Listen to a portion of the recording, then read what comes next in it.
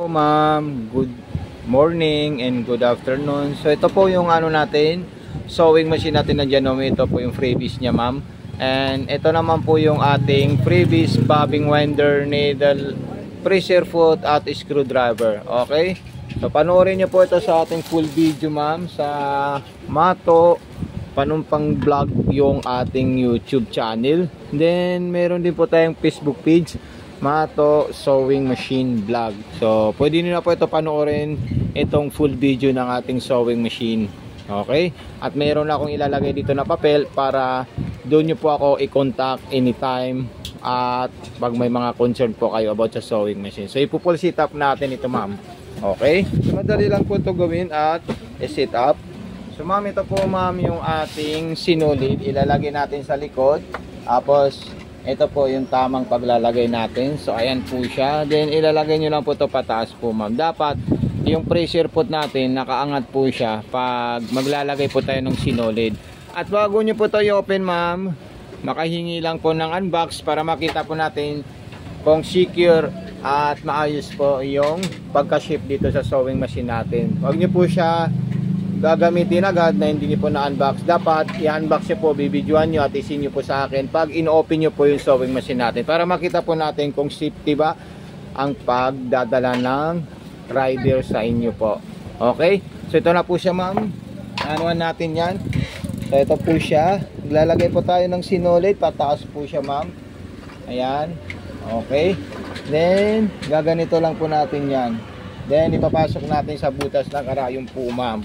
Okay?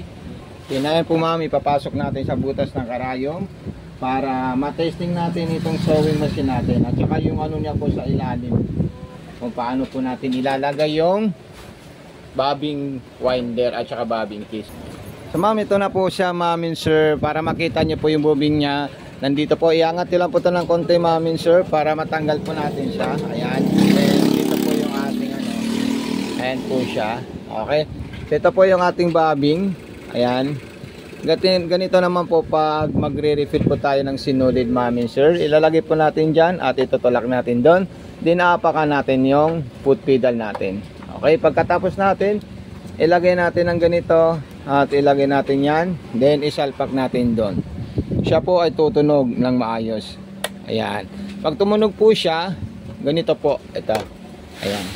Anuhin nyo po ito. Ikutin nyo para makain niya po yung sinulid. Okay, pag ma-receive nyo po ito, mag-PM po kayo, mag-send po kayo ng video sa akin.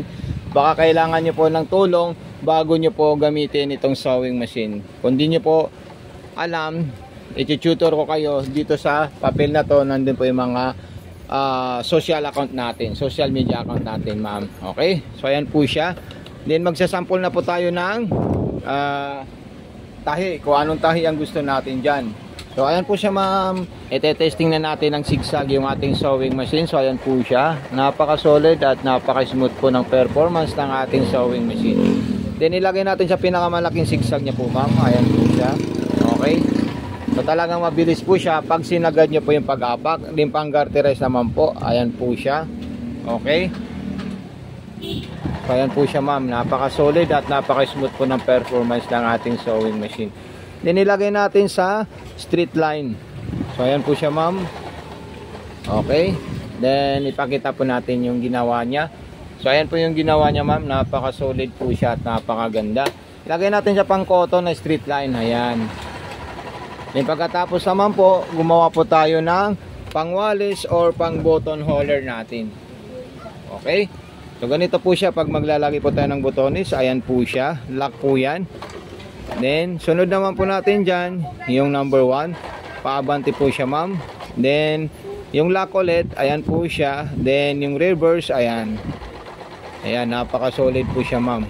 Okay, so ipakita po natin sa inyo yung ginawa niyang design at saka button holder. So ito na po siya, ma'am. Napaka-solid po siya at napakaganda. Okay, so maraming salamat sa iyo, ma'am. God bless and more power po, ma'am and sir.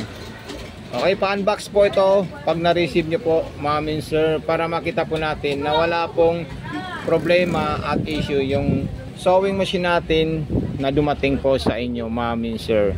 Okay, so ito na po yung ating mga freebies. Lalagay ko na po dito yung transformer at saka yung food pedal po niya, Ma'am Minsor. So ayan na po siya. So maraming salamat po sa iyo. God bless and more power po.